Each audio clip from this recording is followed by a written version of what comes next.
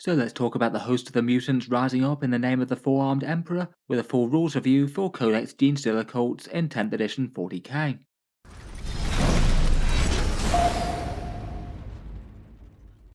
Hello and welcome back to Auspex Tactics, where today we're talking Genestealer cults, and in this video I thought we'd do a full review of the Codex for 10th edition, including all the unit changes and new rules. At first impressions, I feel like the book does add some interest in 5 different ways to play with the different detachments that they have, though for the most part also seems to be a bit of a power nerf in terms of both datasheets getting weaker and some of the supporting rules maybe not being particularly strong. It's certainly not universally bad, and they do have some interesting options that got better or have new abilities, but overall I feel like that's the general trend of travel, and could well mean that the points costs of units in the Codex need to go down as a result. Hopefully, at least in the long run, Genestealer cult armies will be a bit more varied than they were before, though I must admit I did quite enjoy their index style of play, units jumping around the board with cult ambush shenanigans.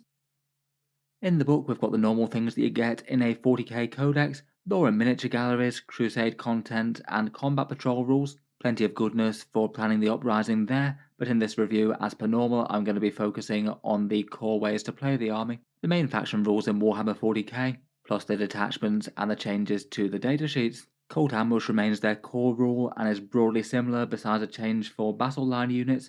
Unfortunately, the Brood Brother rule has largely been removed outside of the Brood Brother Auxilia detachment. Probably not the most feels good change for people who wanted to play with a bit of guard and a bit of cult. It does limit your options, I think. There are 5 different detachments though, all with 4 enhancements and 6 stratagems in each of them. The index one is joined by that Brood Brother one, and then one focused on hordes and characters, one pure strains and aberrants, and one with bikes and fast movers. Then finally we've got the new datasheets, 24 of them, including the new Benefictus model with the anti-tank psyker, and the split datasheets for the acolyte hybrids. You now basically get a shooty version and a melee version of the same unit, so adding a little bit more interest and options there. The printed point section of the book is redundant at launch. Games Workshop will release them as a digital download, and I'll cover the new points costs when they come out at the time.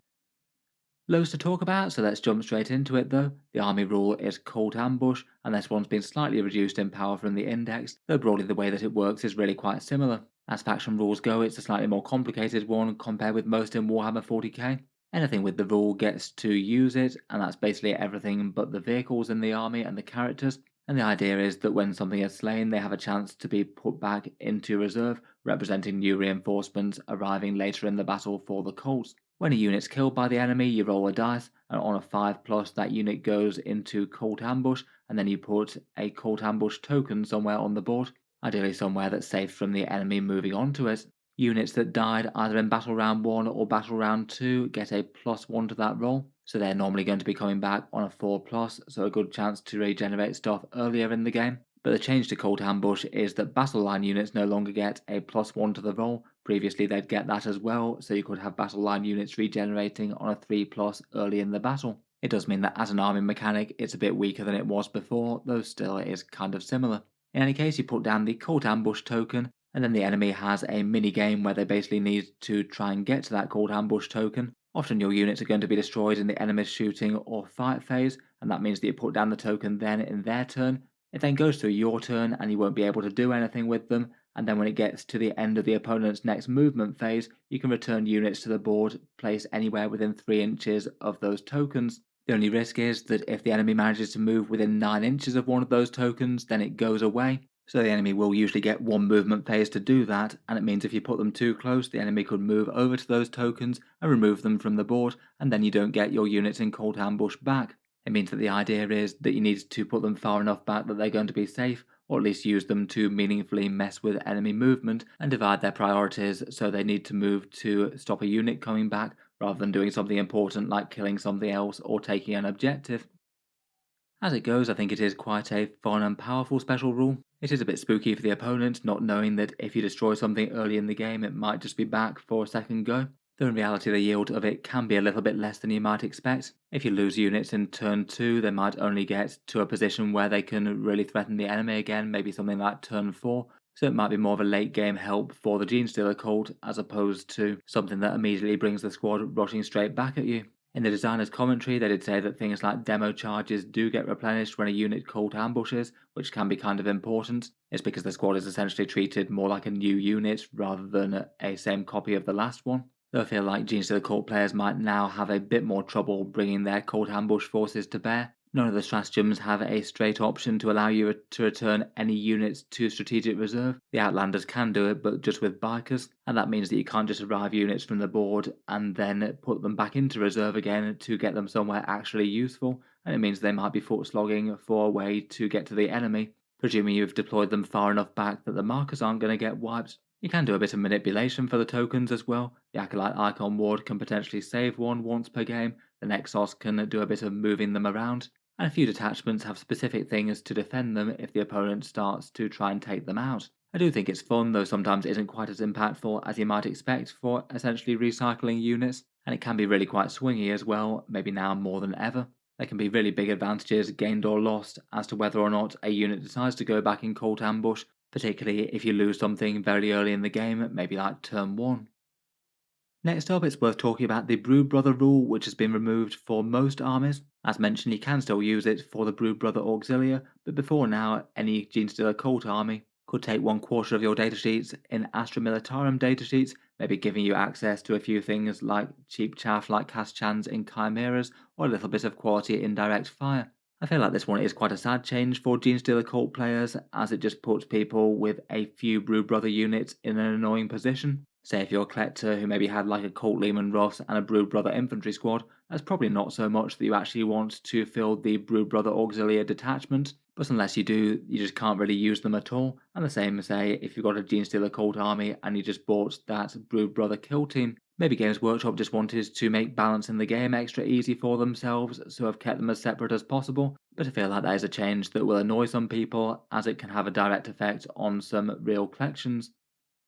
Core rules aside though, let's take a look at the detachments that they can field. As mentioned, there's 5 of them, and here are the names of those detachments and their rough themes. First up, we've got the Host of Ascension, which is the renamed version of Ascension Day from the Index. This one feels very classic Genestealer cult, and it's not really tied to any one set of models massively, just lots of nice things for arriving from reserves and jumping around the board. The rest are all tied to certain miniatures and datasheets. The Biosanctic Broodsurge gives you pure strain Genestealers and Aberrants a bit more melee punch. The Xenocreed Congregation helps horde Genestealer cults with things like Neophytes, Acolytes, and Metamorphs, all around the Acolyte Icon Ward, Primus, and Magus. The Outlander Claw is fast attack Genestealer cult, with fast attack bikers and vehicles being supported. And then, as mentioned, the Brood Brother Auxilia is half Genestealer cult, half guard, and some rules and stratagems to help them support each other. Aside from the Brood Brothers, none of these detachments lock out any units, though they certainly have their focal units in mind and won't give you tons of support for anything else. I feel like it's maybe one of the codexes that perhaps goes a little bit too heavy into trying to make the detachments really datasheet focused. I can't help but think that a fair few of the codexes that have had more popular detachments often tend to be the ones where you can use your core set of models with any of them, rather than having to build a list that really skews into certain choices. Let's see what we've got with the contents of the detachments though, and we'll start out with that Xenocreed Congregation, a devoted throng of acolytes and neophytes clustered around their leaders and heroes. The key units for this one are the Magus Primus and Acolyte Icon Ward, leading acolytes, neophytes, and metamorphs, and basically all the rules and support help those things in particular. The core rule for the detachment allows you to reroll advances and charges with any of those 3 infantry type units with an attached character, so a little bit of extra movement there, and also gives you a 3+ Feel No Pain to any Magus Primus or Icon Ward models attached to them.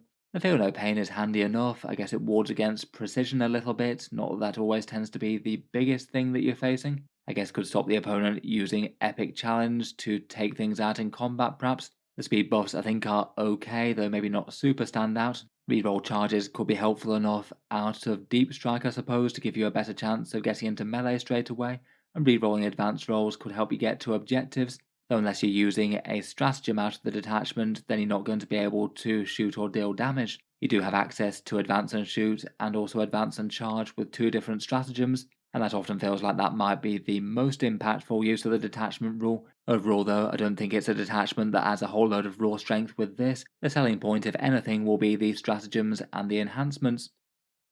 Talking of which, let's go through the stratagems for the detachment. First up, for 1 CP, there's Vengeance of the Martyr. You trigger this when the enemy kills a character in their shooting or fight phase. You get to reroll hit rolls of 1 against them for Acolytes, Neophytes, or Metamorphs, or if the slain character happens to be a Magus Primus or Archon Ward, it's full hit rerolls instead.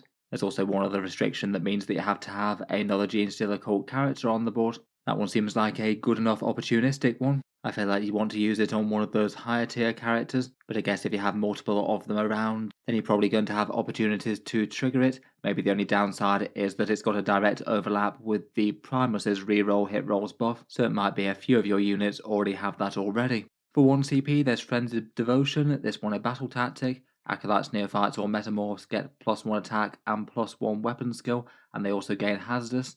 This one doesn't apply to any attached characters. This one's a powerful damage boost, but it will cost you 1/6 of your unit on average each time you activate. Realistically, it's going to be best on either the melee acolytes or the metamorphs. You could get 4 attacks out of those metamorph mutations, or 3 attacks per mining tool weapon, and hitting on 2s with either of them is quite a big deal as well. That one does seem like quite a solid damage dealer with the right units. For 1 command point, there's Tireless Fervor. This one's Acolytes, Neophytes, or Metamorphs can advance and charge and fall back and charge. If you happen to be charging an enemy unit that's already in engagement range with a character, then you get to reroll charges against it. Though I feel like advance and charge is the real winner here. It means that you could get them going really quite quickly across the board, maybe making some very early game charges with Metamorphs perhaps. They scout forward 6 inches, and then with this and the inbuilt rerolls to advance and charge, maybe with an Acolyte Icon Ward in tow, then you could have a pretty impressive threat range. Again, it is one that revolves around the melee versions of those datasheets being good though. Next up, we've got Transcendent Celerity, the assault keyword for Acolytes, Neophytes, or Metamorphs. You already get that with demo charges. This one feels like it's a Neophyte one really. Not bad to be able to access if you want to get a whole bunch of objective control to Neophytes onto an objective and still keep up the Seismic Cannon or Mining Laser Fire. Again, that one works quite well with the detachment rule, allowing you to reroll advanced rolls for attached units. For 2 command points, there's an interesting respawn one called the Downtrodden Rise. You use this one when you've got no Cult Ambush tokens on the board, but you still have a unit in Cult Ambush, usually because your opponent has managed to move close to a marker and destroy it. And this one means that rather than your unit not being able to come back, you just get to arrive them onto the board anywhere that's greater than 9 inches away from the enemy and within 9 inches of the battlefield edge. This one is expensive but lightly worth it if you have 20 Neophytes, and this is the difference between them being on the board or not on the board. Kinda nice that you can guarantee that you're putting them in at least a somewhat threatening position as well. They should hopefully be within 9 inches of an enemy unit, so should be in a good place to deal some shooting damage. It is a little bit situational though, and you do need to have the CP spare for it. Finally, for 1 command point, there's the Path of Anguish. This one's one of those surge move type things, where you get to make a surge move of d6 inches towards the closest enemy after either Acolytes or Neophytes, not Metamorphs, have been shot and take a casualty. You can use that to get an engagement range, and it's quite a handy little skirmish thing for units taking damage on the midboard. If the opponent's moved up a unit to contest an objective, then you might be able to jump into combat with them, giving ranged armies real problems if they wanted to mass multiple amounts of firepower to gun them down. That one's quite a spooky threat, and the reason it doesn't apply to Metamorphs is that they already get that rule on their datasheet now. I feel like this one is a nice annoying one that you can basically decide whether or not it's worth it each time you get shot. A lot of the time it might not be worth the command point, but occasionally it could be absolutely massive and might well mess with the enemy's board positioning. Overall, I feel like there's quite a lot of usable ones here, though I feel like most of them maybe aren't ones that you'd really want to use every turn. They're a bit more situational than that. Maybe it's Frenzied Devotion for the extra weapon skill and attack seems like perhaps the single easiest way to get value.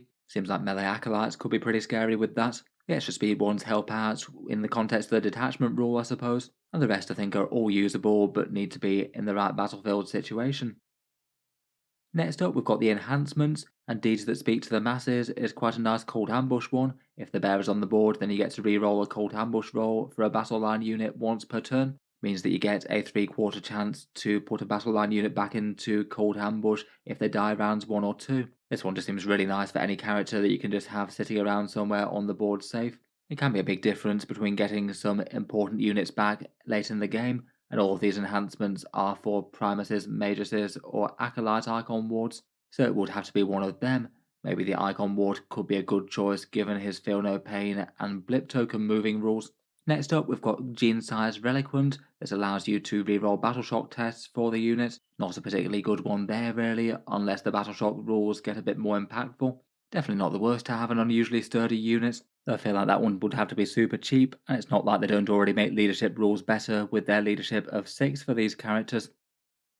Otherwise, we've got Denunciator of Tyrants. This one's quite a good damage boost, plus 1 to hit and wound against a character keyword unit for the Bearer's squad. That's genuinely quite an enormous damage boost, whatever you use it on. Very nice on something like neophyte seismic cannons and grenade launchers in particular. I feel like that could be an interesting one with a Primus in a big squad of them maybe, though it does mean that they're just extra good at destroying certain units but won't have that buff against the majority of things that they might need to take down. If the enemy's got a big character-led Death Star style unit though, then it could be great. Finally, there's Incendiary Inspiration. This one allows you to advance and charge for the units just natively. This one could be fairly nice for on-the-board Metamorphs or Acolytes with rock weapons, I guess. I feel like it might just be a bit tricky to think which character you use it on if it has to be a Magus Primus or Acolyte Icon ward though. I guess the Primus could be nice with the reroll hits, but that would be quite an expensive unit for how fragile it's likely to be. Still seems like one that's going to be generally useful though and helps out with the detachment rule. Overall, I feel like it's an interesting detachment that definitely plays around with some of the core options that tend to be kind of good in the Genestealer cults. Out of the characters, it still looks like the Magus is kind of underwhelming, unfortunately. I'm not sure how much they'd be used unless you're just literally using for a cheap character to bear enhancements and things. The Primus is quite efficient with their hit rerolls though. I feel like compared with Host of Ascension, you might miss some of the cool sneaky tricks that you can do. Though it does feel like it's got perhaps a bit more support for melee units than there perhaps. I guess having extra insurance for passing cold ambush and the option to return things to the board even if the markers are scrubbed are quite good. I guess it's perhaps the detachment that gives you the most insurance for getting horde bodies returned to the board. Moving on, let's talk about Fast Attack Genestealer Cult, and this one's the Outlander Claw. Again, this one's very datasheet focused. It's the one for Jackals, Ridge Runners, and Transport datasheets. The core rule for the detachment, again, is a slightly curious one. Double the OC of mounted and vehicle units, and then sticky objectives as a rule for Jackals. Between those two, it does seem likely that you'd get more victory points than if that rule didn't exist. Jackals moving fast with OC2 do have a good chance to flip objectives from the enemy's control to yours, even at quite a long range. And for grabbing some outlying points, that could be quite nice for Jackals to be able to put down that rule and then move on. It's maybe a bit of a shame that the core rule doesn't actually add any damage or defense to the units at base though, as I feel like the Jackals don't really tend to be the sort of unit that's really good for frontline giving and taking blows, even if they can be alright screening skirmish bikers. Moving on to stratagems, and first up we have a Long Shadowed Trails. You use this when you've got a Jackals unit in Cult Ambush and a Cult Ambush token that's just been removed from the board. Instead of removing it, you can then repositioning it anywhere within 6 inches of a board edge, but then it can then be only used by those Jackals. Quite a nice insurance that one, and I guess if you're taking this detachment, you are probably likely to have some Jackals wind up in Cult Ambush at some stage. They are a unit that's got the movement to be able to get into the fight quite well as well, so I'm sure that if and when this one does come up, it will be well worth it. For 1 CP, there's Devoted Crew, which is a battle tactic. This one's -1 damage for a Goliath truck or rock grinder in the shooting or the fight phase. It's simple and effective, and I feel like it's got a medium value really. Neither the truck nor the rock grinder is ridiculously tanky for the cost, and this more gets it into quite tanky as opposed to standard almost impossible to kill. Having a nice reactive durability stratagem is pretty helpful though. In the right situation, it could be just critical that they survive, whether it's a rock grinder surviving to deal more damage next turn, or a truck that really wants to protect its contents so you get to unleash maximal carnage the turn after. Then for 1 CP, we've got Close Range Shootout. A vehicle or mounted unit gets lethal hits out to 18-inch range. The main problem, I think, is the choice of targets that you've got there, and I feel like 1 command point for lethal hits on basically any of the options isn't going to be standout. In theory, it'd be best with rocket launchers on the Ridge Runners, or maybe a rock grinder with a bunch of troops firing out of it and perhaps armed with a seismic cannon, though I feel like if you're building around both of those, you're probably putting too much effort into using this stratagem for how much it's worth anyway. I guess it doesn't hurt to have something to help increase your damage in a pinch. It could be alright on Jackal small arms up close, but I feel like most of the time there's going to be better places to get extra damage output in your army, even if it's things like saving the CP for Overwatch. Next up, for 1 command point, we've got Rapid Feint. This one is a good one for skirmish units, a reactive move of 6 inches when the enemy moves within 9 inches of a Jackals or Ridge Runner unit. Very nice for Jackals in particular. You could backpedal from a charge or hide behind terrain or jump onto an objective potentially given their OC. Usually helpful to have this on skirmishing things in the midboard. For 1 CP we've got Deft Maneuvering, a battle tactic for Ridge Runners or Jackals. This one gives them a nice simple 4+ invulnerable save against shooting. That one could make a big unit of Jackals genuinely hard to gun down. They have gained stealth in this update as well, so between the two you are going to have a lot of shooting damage just go away. Finally, for 1 CP, there's a Return to Reserves one called Encircling the Prey. You get to remove a vehicle or mounted unit from the board when it's within 9 inches of a board edge, and it returns to reserve at the end of the enemy fight phase. That one could be powerful late game to get around behind the foe and maybe go after home objectives and things, or it could be good if Jackals have returned to the board via Cult Ambush a bit too far away from being useful. Means that you could have them go off the board and return back on again. I don't feel like it's going to be an auto use though. Vehicles and Jackals do have pretty good movement, and particularly if the opponent's got good screening around the board edges, then it could just be a bad idea. Overall, I think that these are pretty good supporting stratagems. The reactive move is nice, the extra durability boosts are handy to have, and the return to reserves and manipulating blip tokens both are quite nice things for getting reserves around the board. I feel like perhaps the biggest drawback of the detachment though is being quite so heavily focused on the Jackals and the vehicle datasheets. They just don't really usually tend to be the things that carry the damage for the army, not unless they get some very different points costs. Finally, we've got the 4 enhancements. First up, we've got Serpentine Tactics. This is for a mounted unit, so that Jackal Alphas, it allows you to fall back and shoot for their units. I guess it's alright for a Jackal skirmishing unit that's damaged but not outright killed in combat. I feel like if they are operating forward, then they probably are going to wind up getting charged in one way or another. So maybe this could be okay if it's cheap. Often with screening type units like that though, you might not necessarily want the character there, and it could just be a bit of an awkward overall setup. Next up, we've got Cartographic Data Leech. This one is a +1 to hit with the firing deck weapons while the bearer's in a transport. I guess maybe if the bearer's in a transport with a neophyte unit, then it means that they're a bit more accurate firing out of the top of the vehicle. Though again, I feel like the overall investment is probably not really going to be worth trying to make this work that much. If you're only buffing one neophyte or acolyte squad's worth of shooting, it might just be a bit questionable buying in both the character and this enhancement to give them a little bit better shooting, particularly when they'll have far more damage if they're outside of the transport. And in general in 40k you can't really get any other benefits from things inside transports, not unless they're deployed on the board. Next up, there's an add-on one to the Jackal Alphas in the Starfall shells. Their sniper rifle already debuffs the enemy so you can reroll hit rolls of 1 against that same target, but if you have this as well, then the enemy unit that they've hit gets -1 to hit next turn. I guess that could help prevent a little bit of return damage. I feel like as it goes, if you do have a Jackal Alphas in this detachment, then that's pretty reasonable to pick up on top of it. It means that that sniper shot is just a bit more meaningful and has more utility. Finally, and perhaps my favourite one for the detachment, is Assault Commando. Reroll hit rolls for the bearer's unit if you've disembarked from a transport this turn, and that's shooting or fighting. And that could combine with the Goliath truck's rerolls that it can give you. It can still give you rerolls to wound in the shooting phase. I guess the Primus already gives you reroll hit rolls, so it's not going to be one for him, but potentially could get a similar sort of damage buff out of a much cheaper character. Could be a fun one for the Benefictus maybe. You could have him with a neophyte or acolyte squad, the entire unit re-rolling hits and wounds with the transport's boost, and also getting lethal hits thrown in for good measure. I'd say that one's probably the best one out of the enhancements. Maybe the -1 to hit sniper rifle's okay. I feel like the detachment isn't awful at having some interesting support for the units, but it's just incredibly dependent on the Atalan Jackals actually being a unit that's going to be good at giving and receiving damage, and kind of the same for vehicles and transported units. I feel like it's just unlikely that the Jackals get to that kind of level unless they're pretty ridiculously cheap. Their profiles are just a lot more set up for skirmishing with lighter infantry as opposed to taking down anything that's actually got some good saves or wounds. Next up, we've got the Biosanctic Broodsurge, the Twisted Helix themed melee cult. This one maybe felt like something that was lacking a bit from the index way of play, and this one does give you some genuinely very threatening boosts to melee units, though again maybe it's a little bit annoyingly datasheet locked. It'll only help out pure strain Genestealers, Aberrants, and things led by a Biophagus, so if you want most of the detachment's effects, then you're going to have to take one of these along for your Acolytes or your Metamorphs and things. The core rule is a nice simple damage dealer one though. Those units get +1 to charge and +1 to the attack characteristic of all things that have charged. Nice easy extra added value there, extra chance of making melee. and it could be big for making effectively 8-inch charges out of Deep Strike, which is quite nice.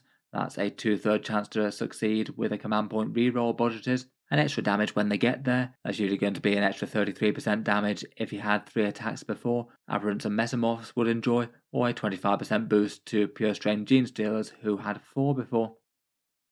For the stratagems, they've got a couple that double down on that general theme of moving fast and hitting hard, and a few melee support type ones. They've got one to help them take down vehicles a bit more easily, one command point for Gene Twisted Muscle. That allows one of the detachment keyword units to get +1 to wound against monsters or vehicles. In the right combat, that's going to be pretty great on anything that can access it, certainly helpful for the mid-strength attacks of the Aberrants, which feel like they'd be the ones that are seriously threatening to vehicles with that, but they have taken a nerf to their damage characteristic, as we'll get onto. Still seems pretty intimidating for pure strain Genestealers, particularly if there's a Patriarch in the mix as well. They'd get a crazy amount of attacks on the charge, and having all of them at least wound vehicles on a 5+ with AP2 definitely is going to scratch off a whole bunch of wounds. So it feels like this one's really quite an easy to use one if you're tangling with enemy tanks and monsters. For 1 CP, there's Stimulated Biosurge, which again is for the detachment units. You get +1 to charge your nominated closest charge targets, so potentially a 7-inch charge from reserves there,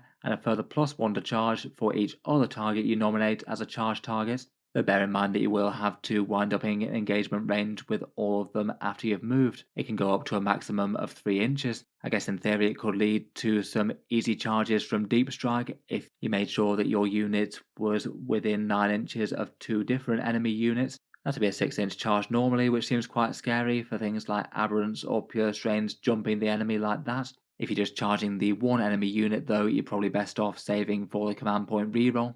Command point rerolls are going to be more value if you've got a shorter charge already. This might be higher value if you've got a longer charge. For 1 CP, we've got Evasive Vanguard. This one's another blip token manipulation one.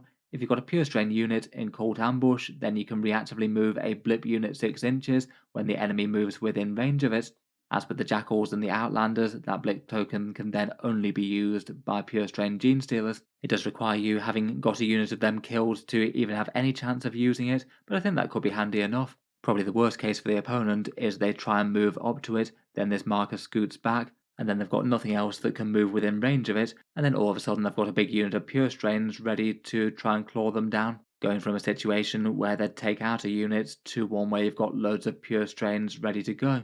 Just the difference between a unit surviving or not though could be a big difference anyway. For 1 command point, we've got Saintly Paroxysm. This is a bit of random chip damage when an enemy unit slays a character. Roll a dice and on a 2+, they take D3 mortal wounds, though it goes up to 2d3 if the slain character was an Abominant or Patriarch. I guess characters that are going to be unusually good in this detachment. I feel like often on just rough CP rules of thumb, 2d3 is kind of good, but 1d3 is pretty bad. Definitely depends on what sort of unit you'd be attacking and how important that unit is and whether you could just kill it easily next turn anyway. Could be good value though if the enemy is a tough unit that's got some high saves protecting it.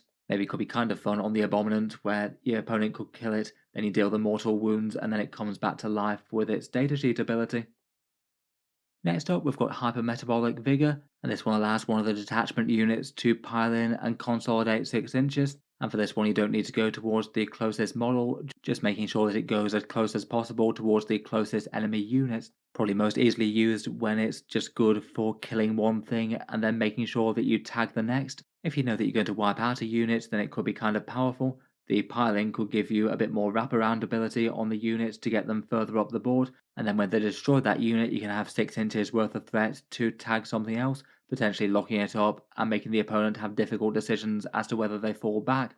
Finally, for 1 CP, there's Biohorror Revelation. At the start of the enemy shooting phase, one Biophagous, Aberrant, or Pure Strain squad can cause leadership tests whenever enemies are within 9 inches of that unit and are selected to shoot. They have to take a test at -1, and if they fail, then they are -1 to hit. This one seems a bit weak to me, really. I guess maybe could be impactful enough if you could affect, say, maybe like 5 or 6 enemy powerful shooting units, but even at the -1, they've got a pretty good chance to pass the test anyway, and a -1 to hit debuff is alright, but it's not really all that spectacular.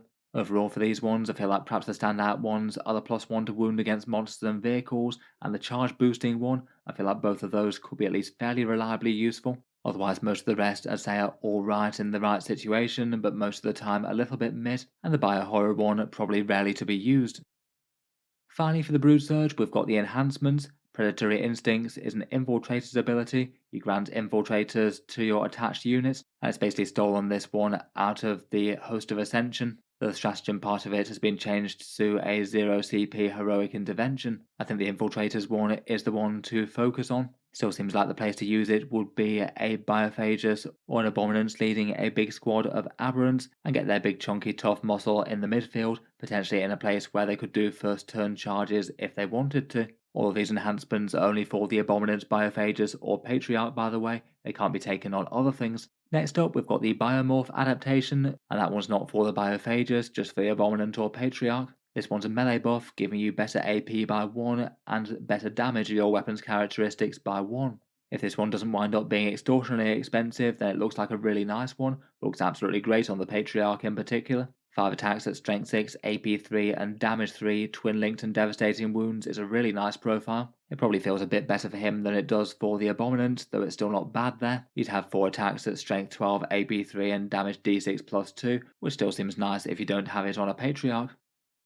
Next up, we've got Mutagenic Regeneration. Heal one model in the bearer's unit by 1 wound each command phase. It's not completely useless, but also not really very strong either. It would need to be a very cheap points filler. It's not going to change the world either way. And lastly, we have Alien Majesty. -1 objective control to enemies in melee with the bearer's unit, though it is to a minimum of 1, so it might not always have any effect. It could be okay though for something like Genestealers or Aberrants skirmishing with enemy troops. It might make the difference between you flipping an objective to yours, though I feel like in reality it's going to be one that kind of rarely comes up, and again would have to be super cheap. For these ones, I feel like easily the best two are the Infiltrators one, to get some scary Aberrants in the midfield, and you could back that up with a whole ton of Genestealers if you wanted. First turn charges from this detachment could be very scary. And then the Biomorph adaptation, which just gives you some extra melee on one of your leaders.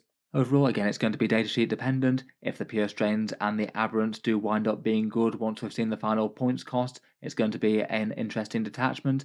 If they're really not, then it's going to be hamstrung. I feel like there's enough good supporting rules here to at least make it interesting though. Extra damage on the charge is nice and usable, and extra charge threat range is great for an assault army. It does have some good stratagem support and 2 good enhancements. I feel like there's enough here to have some cool interest for those units.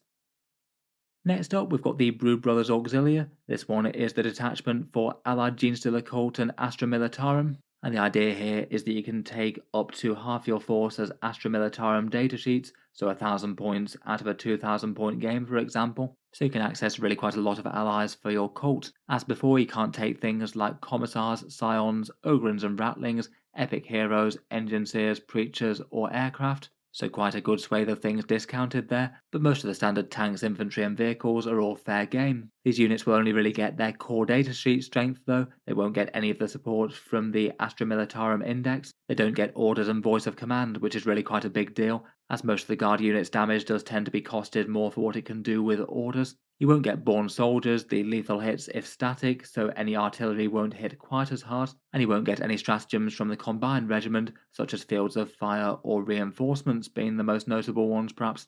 On top of this, an Astra Militarum unit can't be the Warlord either, you have to have the Cult in command. For the main rule of the detachment, the core boost is called Integrated Tactics, and it is a bit of a curious one. The idea is that the Brood Brothers sort of mark targets for the Genestealer cults, and they do so by having your guard units shoot at something within 18 inches. They have to fire only at that unit, so no splitting fire if say you're a tank with multiple different gun profiles. And then for the rest of that shooting phase, you get a +1 to hit with the Genestealer cult units against that same target. It is quite a good boost to Genestealer cult shooting admittedly. Things like seismic cannons that usually hit on a 5+ definitely like +1 to hit. The same for demo charges if they can get close enough without a drop outside of 3 inches stratagem. Though I must admit it does feel a bit curious that the core rule for the detachment isn't going to be helping out the guard half of your army at all, who as we've already mentioned are fighting at a big disadvantage anyway. It will replace the sustained hits and ignore cover after arriving from reserve that you might have got from the Host of Ascension, which does feel like a pretty easy buff to trigger without quite as much setup. And if you are desperate to trigger the rule, then it might encourage some guard units to fire suboptimally potentially, maybe shooting something that they didn't really want to hand out the debuff. On paper it feels like the best things for handing out that damage boost could be things like 10 strong guard squads in chimeras, maybe Kaschan jungle fighters perhaps, or some other cheap things like scout sentinels. Moving on to the stratagems, and first up we have one command point for In the Shadow of Iron. Like several of the other ones, this one's basically a Cult Ambush token defense ability. One command point where an enemy gets close enough to get rid of a Cult Ambush token, and then you can redeploy it anywhere on the board within 6 inches of a guard vehicle unit. That one's definitely a solid one again, and a good reason to have at least some vehicles in the Brood Brother section of the army. For 1 CP, there's Regimental Reinforcements. You use this one when an Astra Militarum infantry unit gets destroyed, and you get to roll a dice, and on a 3+, they get put in Cult Ambush, and you deploy a new token on the board. It's maybe not the craziest thing for Imperial Guard, given that you already have that reinforcement stratagem that can often sort of do this, but without the entire Cult Ambush commitment set up, though it costs 2 CP. If you use it on a big and fairly threatening infantry unit, maybe like some Death Corps or a Kazakin type squad or something, though I must admit I think it's a bit annoying that you still have to roll a 3+, just perhaps a bit questionable if you've got to commit a command point to something that 1/3 of the time is going to do absolutely nothing. Still feels like it'd be on balance worth using it though if you've got a 20-man infantry squad variant of some sort destroyed. Next up for 2 CP we've got Acceptable Losses. One Astra Militarum unit can shoot a unit that's in engagement range with a Genestealer Cult unit, so you don't have to fall back and you can still light up the enemy unit that was tagging them. On a 5+ you do take some friendly fire though, and your own Genestealer Cult unit takes D3+1 mortal wounds. I feel like at 2 CP it really is a bit of a massive luxury to the extent where it's rarely going to get used that much. At that kind of cost you might as well just fall back your Genestealer Cult unit and fire normally most of the time. I think it would only really be really big if the guard unit is probably going to actually kill the unit that was tagging the Genestealer Cult unit, and then that freed up the Genestealer Cult unit to go and do something else. You wouldn't be in combat anymore, so you might be able to fire unrestricted. So I guess occasionally that could be a really big deal. Might be enough to help put down something that the Genestealer Cult's melee abilities weren't quite enough to handle, I suppose, as well. Still though, at 2 command points, I think it's going to be fairly niche. For 1 CP, there's Suppress and Overwhelm. To be able to use this one, you can shoot something with an Astra Militarum unit. The unit that you've shot can't fire Overwatch, and you get to reroll charges against it with a Genestealer Cult unit. The no Overwatch thing could potentially be a big deal, but it's just kind of weird that you have to use this in the shooting phase, as often if you're going to get Overwatched it might well just be in the movement phase. Unless your opponent forgets about the existence of this, or just wants to keep their options open or something, then there's not really much reason to hold off most of the time. The charge reroll thing you could just do with a command point reroll. Next up, for 1 command point, there's Symbiotic Destruction. This one's a battle tactic, and you have to nominate 1 guard unit and 1 Genestealer Cult unit to both target only 1 nominated enemy, and they both get to reroll wound rolls of 1. I feel like this stratagem will be a lot more interesting if the damage boost was a bit more meaningful than that. Usually that's just a plus 16% increase to your damage output. Though I guess the Genestealer Cult unit, if you fire with it second, would also get the +1 to hit from the detachment rule if you're within 18 inches. I guess in theory for the guard you could use it on something quite big and scary like a tank commander or Rogal Dawn or Baneblade maybe. Between that and a Genestealer Cult unit, maybe you could just about stretch it to enough value to really make it worth it, but I feel like this one's a bit on the weak side power-wise and stops you splitting fire if it's helpful as well. Finally, for 1 command point, there's a Dark Network, which is perhaps one of the best stratagems in this one, I think. You get to move a guard or Genestealer Cult non-vehicle unit 6 inches after the enemy arrives from reserve within 12 inches. That one's quite an annoying one for enemies trying to drop in and charge you or deal damage that needs to be within 12, or just having the option to hide units in general. I feel like this one's genuinely kind of useful to help counter reserves and could certainly make the opponent second guess where they want to put things once they set things up. It is reliant on your opponent to trigger it though, and they will be able to see it coming. Though I do think it's quite a nice option and might well help you win some incidental fights. Overall though, does feel like there's quite a few kind of weak or niche ones here. I'd say my favourite one is this reactive movement one, the In the Shadow of Iron to rescue Cult Ambush tokens, and the Regimental Reinforcements, which could make some 20-man guard squads a lot more worth it. Though I feel like between this and the core rule there's just not enough raw power here really to make the army that exciting, particularly in the context of losing all the guard supporting rules and other options that you could get to buff Genestealer Cult units specifically in some of the other detachments. Finally though, we've got the Brood Brother Auxilia Enhancements. There's Martial Espionage, which means a Genestealer Cult infantry model can buff a friendly Astra Militarum infantry or mounted unit once per turn, 1 unit within 9 inches. When that guard unit is selected to shoot, they get an extra AP -1, so could have some slightly more savage las guns or flamers or special weapons I guess. It's not quite on the same level as Flexible Orders, but could be alright for Kazakin or a 20-man infantry squad perhaps. Field Ordnance has the infantry keyword as well, so you could have some slightly higher AP artillery. Adaptive Reprisal is for a Genestealer Cult infantry character. One Genestealer Cult unit within 9 inches gets to use Heroic Intervention for 0 CP. I guess doesn't hurt to do a little bit of counter-charging against things that might charge the Brood Brothers perhaps. It could be handy enough maybe for a big Aberrant squad in a threatening position where they could cover other units that you don't really want charged. Kind of interesting for this one though, that you're building around melee where most of the rest of the detachment is ranged.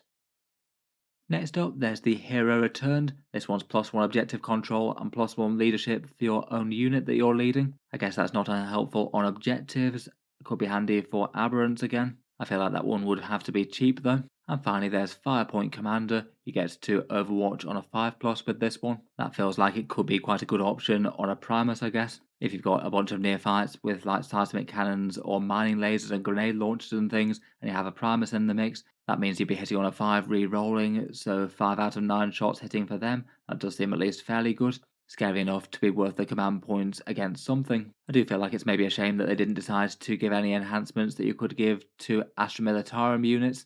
Even if it wasn't necessarily very strong, it could have just added a bit of fun and flavour points, maybe mutating some guard commanders or similar. I feel like these enhancements aren't too bad to be fair. The extra AP one does look like it could genuinely be quite a good buffing one, and the Overwatch seems quite nice for a Primus plus neophytes. But overall, as mentioned, with the Stratagems and the Detachment's core rule, I feel like there's unlikely to be enough here to be looking at like one of the strongest attachments, not unless certain guard datasheets just get massively good and well worth having absolutely off their own right without any supporting rules.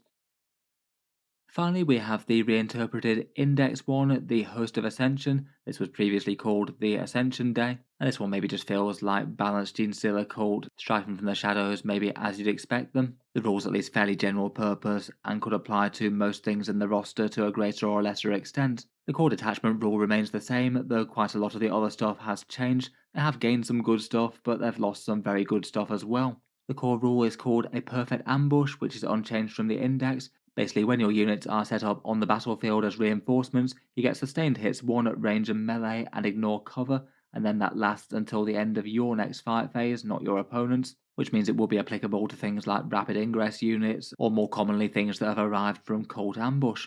Overall, this one's still a good one, I think, really quite strong and usable, incentivizes putting quite a lot of your units in deep strike to be able to jump in and deal some big damage and shooting to the enemy. There's at least one more credible melee delivery option out of deep strike, which I think is quite a nice change for the detachment.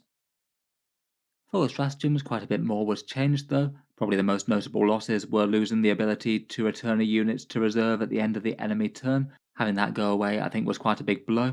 It was just quite nice to have for redeployment and keeping your units being extra threatening throughout the game, but particularly important for cold ambush units that might be a long way back in the lines. They could go back into reserve and then come down to strike somewhere actually useful again and get the damage buff when they did. Replacement stratagem is useful though at least. The other option that they lost was the can't shoot this unit outside of 12 inches rule, which is quite a big one whenever it comes up in a detachment. Certainly a shame to have that one go away. It could be quite a big one for just guaranteeing that one of your units survives even if it's out in the open. Going through the ones that are actually here though, first up we've got Primed and Readied, which is a battle tactic for 1 CP. This one just gives you critical hits on a 5+, so in general that's only going to be relevant if you've got the sustained hits from coming in via reserves, and usually that would mean that if you were hitting on a 4+, that'd be something like a 25% damage boost, going up to 33% if you were hitting on a 5. Definitely handy enough, though it does feel like it's replacing the one with the +1 to hit and the extra AP that you could get, and that was really quite a nice one indeed, giving a bit more raw power to any one unit that used it most of the time. Though I guess this one does have a few fun combos. There's an enhancement that can give you lethal hits, which would work great with this, and you could also use it for a unit with a Benefictus as well. So a unit arriving from reserve would have both lethal and sustained hits on 5+. Next up, for 2 command points, there's the return of a coordinated trap. This one selects 2 units that can only target 1 enemy unit, and you can use it both in the shooting phase and in the fight phase, but both of your units do have to be in engagement range now if you use it in the fight phase. In general though, I think it's a bit easier to set up in the shooting phase, and it could help things like seismic cannons or small arms punching up against units. 2 CP is a lot, but if you're just trying to go all in against hard targets on the Genestealer called Alpha Strike, it could easily be worth it if you use it on 2 meaningful things.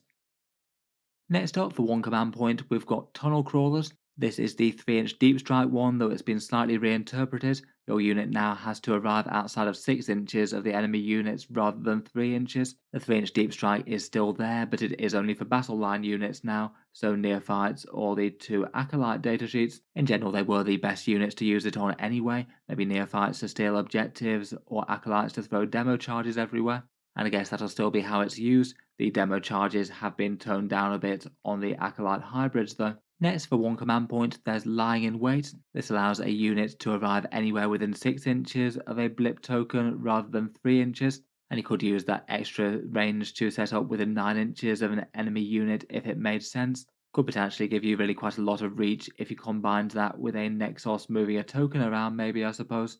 I guess now you can't just immediately return units straight back into reserve. It could be a big deal to have them a little bit closer, or maybe even to use the extra range to make sure a unit's hidden or something or gets to an objective. Given it happens in your opponent's turn though, in the normal way for coming back from a cold ambush, I'm honestly not really too sure it's often going to be worth the command point, unless it maybe stops the unit from being shot down by the enemy when it otherwise would be. Next up, for 1 CP, there's a Deadly Snare. This one is a charge defense one. An enemy unit that charged your infantry unit has to roll a dice. On a 2 to 4, they take D3 mortal wounds. On a 5+, they take 3. I feel like this is the one to use if it's going to make a swing big enough that's actually going to save a bunch of your models as well as destroy an enemy one. Otherwise, just getting D3 mortal wounds, unless you get lucky, is a bit weak. I guess it could be extra nice if your opponent charges something that you could actually kill with this, maybe a character or a monster or something on low health. Finally, for 1 command point, there's Return to the Shadows, the Go Back and Reserve one reinterpreted. This one's still kind of powerful, but now it's reactive to the enemy shooting you. After the enemy's resolved its shooting attack, your unit gets to return to the shadows, jumping back into strategic reserve, potentially to strike somewhere else next turn. Despite this one being shifted from being a sort of proactive stratagem that you can use yourself to a reactive one, I still think it could be really powerful.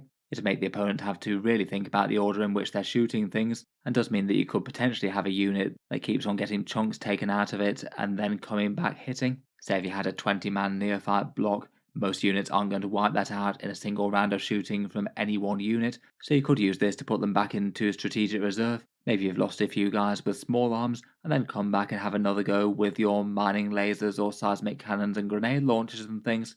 It might be fairly disruptive to your opponent's plans as well, as when they're lining up their shooting attacks, they don't know who's going to trigger this. And if they want to go on to charge you, then it might mean that they just decide not to shoot at all, which would be a good win for you as well. Overall, I think that this one's really a very nasty one to counter enemy shooting armies that won't do anything against melee.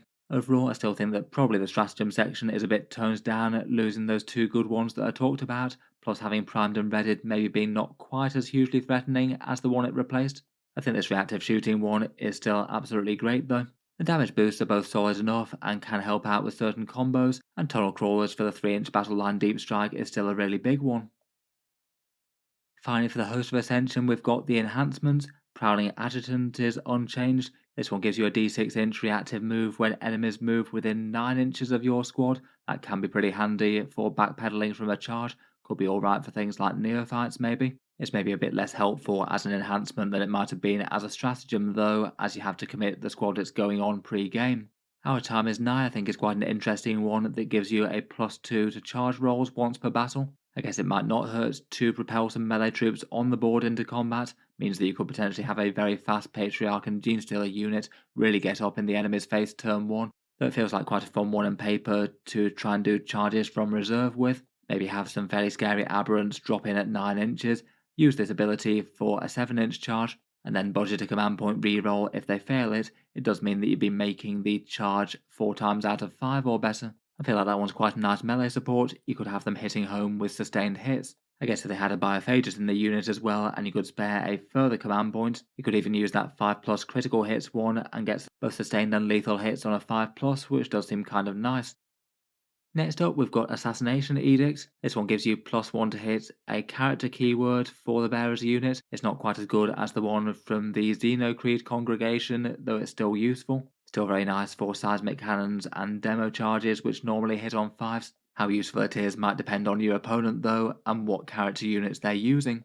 Finally, and one of my favourite ones, is a chink in their armour. This one gives your units lethal hits for ranged weapons when a unit's set up as reinforcements. So say you could have this with a Primus coming in with Neophytes and get sustained and lethal hits, use the Stratagem for a 5+, use the Primus's rerolls to reroll everything but a 5+, and all of a sudden you've got a whole load of seismic cannons, grenade launchers and small arms and things, both also wounding and sustain hitting the enemy, or with ignores cover. And potentially they could be a top priority one to use that return to reserve stratagem on. If the enemy tries to shoot them down, then have them jump off the board and come in and do it all over again. That one does seem like quite a nice reliable one for a lot of value. I feel like a Primus with this trait and some shooting neophytes seems like a really good inclusion in this detachment. For enhancements, I bear in mind that they've lost the infiltrate one, that went off to the Biosanctic Broodsurge if you want infiltrated aberrants, so that's no longer an option for the host of Ascension. I think at first impressions, despite some nerfs, it still probably looks like the detachment that's got the most overall threat for a Genestealer cult army. Just quite good with a number of different units, and maybe interacts quite well with the whole reserves thing they have going on. I think the enhancements are generally quite nice. That +2 to charges one I think is good as well. And between the damage buffs here and the detachment rule and maybe an Achilles Ridge Runner and a Primus, you can still have things like Acolytes or Neophytes hitting really hard out of reserve. Overall, I feel like it's maybe a bit of a mixed bag for the detachments here. I think the ones I'm drawn to initially would be the Host of Ascension and the Biosanctic Broodsurge more so than the others. I feel like the Outlander Claw and the Xenocreed Congregation both look interesting, but maybe just a little bit less obvious exactly what you do with them. And I feel like the Outlander Claw in particular is just really reliant on certain datasheets being really good with the transport spikes and vehicles. Overall, compared with the base index detachment, I feel like the Codex has overall lost strength regardless of which one of these you choose, which isn't necessarily the absolute worst thing in the world, though it's not really very feels good. And if Games Workshop does want them to maintain their current strength, it probably would mean some sort of points cuts for a few of the units, so you can get a few more of them to play with these detachments. Again, that still might not be the worst thing in the world. Might not be terrible not to be paying something like 170 odd points for a 10 model unit with 1 wound models, as you are with the Acolytes pre-Codex. Talking of datasheets though, let's get on to datasheet changes. For the Genestealer cults, there's no Codex datasheets removed, not that we were really expecting any. They've all got a recent plastic range and no old non-plastic relics in the army to kick around and get removed. There's 2 new datasheets compared with the previous index, the big-brained Benefictus, which we'll get onto shortly, a new miniature with some anti-tank psychic shooting, and then the Acolyte hybrids were split into Acolyte hybrids with auto pistols, which are the more melee-focused one with the rock weapons, and then the Acolyte hybrids with hand flamers, which are the ones that bear the demo charges now, though the demo charge profile was toned down. One thing I was a bit curious about going into the Codex was whether or not they were going to do a Genestealer cult specific datasheet for the Brood Brothers Kill Team kit. It was probably a little bit unlikely given that the Brood Brothers are clearly meant to represent subverted Imperial Guard as you play them in the Brood Brother Auxilia, though I still think it could have been interesting to actually give them their own datasheet that you could play in the Codex as well, for a couple of different reasons. Firstly, the war gear that they can take just doesn't really map perfectly onto any one guard squad. Probably the closest bet would be the Death Core of Krieg, but even then there's some weapons that they can't take. So it might not have been the worst to have one Brood Brother unit that you can field as per the core Genestealer Cult Codex, and also the fact that you just can't really use these outside of that one detachment, so if you're playing one of the others then you can't use these models, at least rules as written, not unless you're proxying them as neophytes I suppose. It does seem that they are primarily a kit that's aimed at aesthetics for the guard and of course kill team. Before we get into datasheets, it's worth underlining that the printed points in the book just broadly aren't really very relevant to most players. The Codex printed points in Games Workshop's 10th edition books were determined really quite a long time ago, usually towards the start of the edition, and they haven't really been updated to represent balanced data slates and points updates since. The way that GW does points these days is that they have a digital download which usually goes live around about 10 days after the Codex goes on pre-order. These updates tend to be closer to the previous digital points versus anything that was printed in the book, though depending on some unit stat lines and changes, a few things go up and down. I'll absolutely cover the Genestealer Cult points on the channel. It should probably drop sometime around the 17th to the 21st of June, probably alongside Games Workshop's balanced data slate and big update of the game. and my hope is for the points cost that a fair few units get some fairly big points reductions. As mentioned, I feel like the detachments have overall lost a little bit of strength, even if they do have interest, and as you'll see from the datasheets, quite a lot of key damage dealers have been toned down. For datasheet trends in the Genestealer cults, there's certainly a fair few things that are consistent across their datasheets. Their battle line units are the Neophyte hybrids and the Acolyte hybrids. There's now 3 units there as they were split. Their roster really goes heavy on the support characters. They were a very character heavy army to begin with, and then Games Workshop has doubled down on that with a new one both in 9th edition and 10th edition. You could take a lot of characters, though it is kind of important that you still have enough damage dealers to actually hold the battle line. Beyond that, a few more themes are deep strike on most units. That means they can pop up anywhere when they want to throw some shooting around and could potentially use rapid ingress if desired as another way to get to melee. Most of the faction is leadership 7 for most of their units. The higher tier characters have leadership 6+, so that's a good way that you could get it in a neophyte or an acolyte squad if you wanted. In the roster, there's plenty of infiltrate, scouts, and lone operative, lots of ways to get into the midfield early. They're maybe not too unsurprising for basically the guerrilla warfare army of Warhammer 40k, and for the most part their ballistic skill is usually 4+, with a bunch of their elite melee things hitting on a 3+ in close combat. The lower ballistic skill can mean that they're a bit vulnerable to modifiers.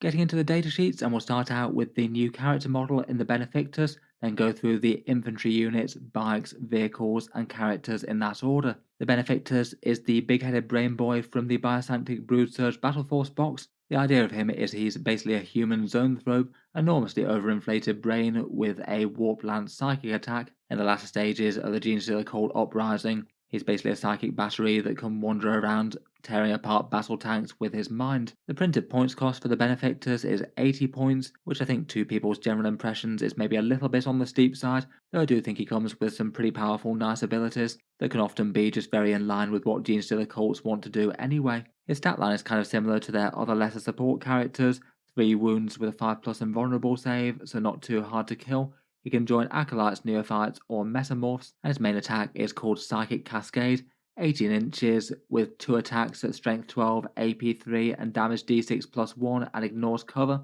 If you want that boosted profile though, you do need to use the focus version, which means it's hazardous, and given that he's only got 3 wounds, if you fail the hazardous check, then he'll blow himself up. I suppose if you are using that one, it might not be the worst idea to have a command point in the bank, so you can re-roll the hazardous check if he fails. Beyond that, he also has quite a nice boost in that he grants lethal hits to his unit's ranged weapons, really quite nice for seismic cannons that will be wounding a lot of things on 5s, neophyte small arms, and not unhelpful on other things as well. It does feel like that lethal hits has a few good combos with other things out there in the Codex. Anything that gives you critical hits on a 5+ or 4 hit rerolls could be a good one. That'll also help his own shooting as well, so he might land a couple of auto-wounding las cannon attacks from time to time. His other special rule though I think is a bit of a dud. Once per game he gets a personal 4+ invulnerable save which has to be declared at the start of the phase. It's not always going to be the most predictable time when he's actually going to get killed. It doesn't help his unit at all in any way, and to be honest it's not usually going to be the difference between him living or dying.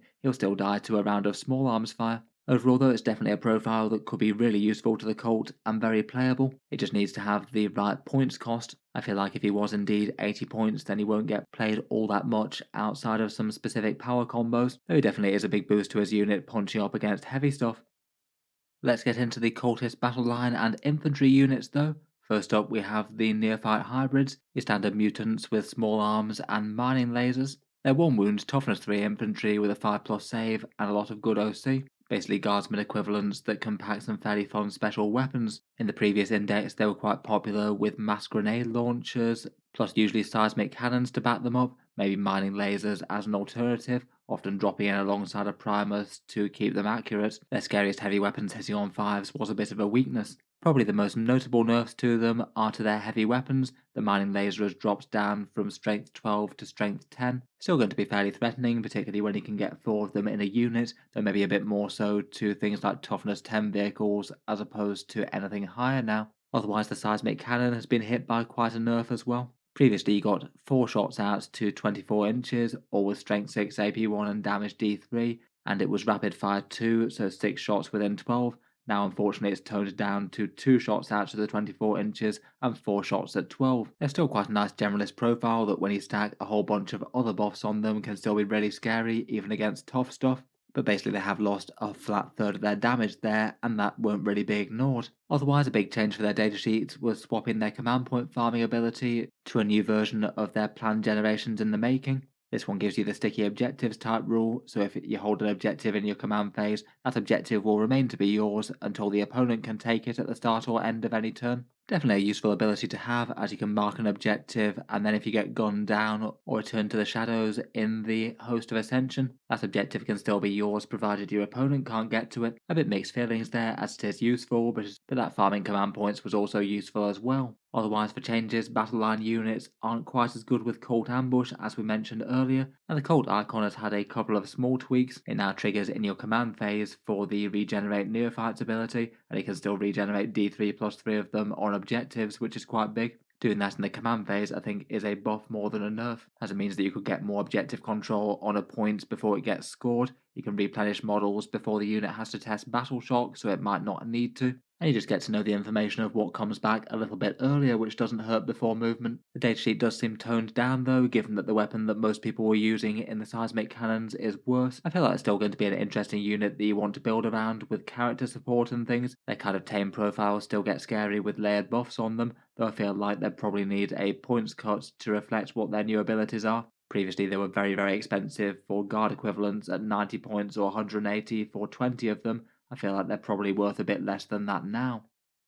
Otherwise, for the battle line datasheets, here are the split acolyte ones. This one's the first one with the auto pistols, the more melee version of the datasheet. The acolyte hybrids are toughness 4 and a 5+ save base, so a tiny bit harder to kill than the neophytes. They are still 1 wound infantry though, and their objective control 2. Pre-Codex, they were just very, very fragile for how many points they cost at a big 17 points each. They could be ludicrously dangerous with their demo charges. For this version of the datasheet with the auto pistols, you don't get any hand flamers, as it might suggest, and the main focus are the heavy mining tools, which you can get 3 of them per 5 model squad now. Previously you could only get 2, and their profile's been altered a bit. Previously there were 2 attacks at strength 10, AP 2 and damage 3. Now they're 2 attacks at strength 5, AP 2, damage 3, but they picked up anti-vehicle 4+. For the most part against things that's going to be a nerf besides against vehicles that are toughness 11 or 12, though overall for the unit it's a slight side grade seeing as you can take 3 of them, not 2. The leader still gets their boosted cult weapons as well. 5 attacks at strength 5, AP 2, damage 1 is quite nice as well. Otherwise, for their datasheet, they basically stole the Neophytes command point farming thing. A 4+2 generator CP if they're sat on an objective in the command phase. That could be pretty helpful as they're going around rock soaring things. It might also make them tempting just to have 1 unit sat around on your home field as a scary countercharge threat, rustling up CP out of line of sight most of the game, and potentially being quite scary to charge anything that gets too close. They've lost their damage reroll rules that was in their previous datasheet, so I guess that does mean that their heavy mining tools won't be hitting quite as efficiently without inbuilt rerolls. Otherwise, they also got the battle line change, which means they won't be respawning quite as easily, and the new cult icon command phase rules.